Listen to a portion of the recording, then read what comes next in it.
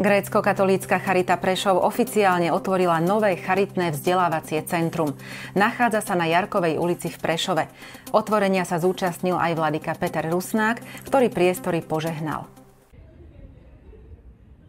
Charitné vzdelávacie centrum vzniklo pre účely komunitných stretnutí, výchovno-vzdelávacích činností alebo na supervízie zamestnancov či organizovanie malých spoločenských podujatí. Priestory sú určené najmä zamestnancom a klientom Domova nádeje, Centra pre deti a rodiny. Do budovy presťahujú aj agentúru domácej ošetrovateľskej starostlivosti, ktorá sídli na Hlavnej ulici v Prešove.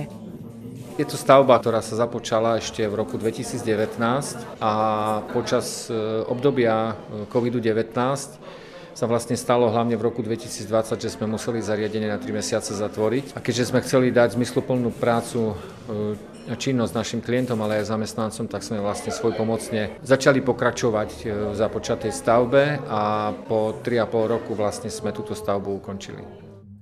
Na výstavbe sa podieľali najmä zamestnanci a klienti Domova nádeje, Centra pre deti a rodiny.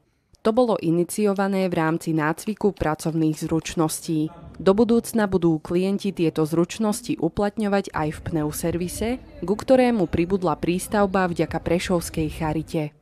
Na pracovných terapiách ako takých sa zúčastňujú všetci klienti, ktorí sú v resocializácii. Celý ten program trvá 13 mesiacov, ten základný.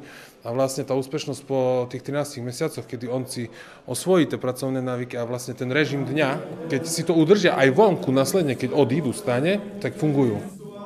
Novootvorené priestory posvetil apoštolský administrátor Prešovskej archieparchie vladyka Peter Rusnák.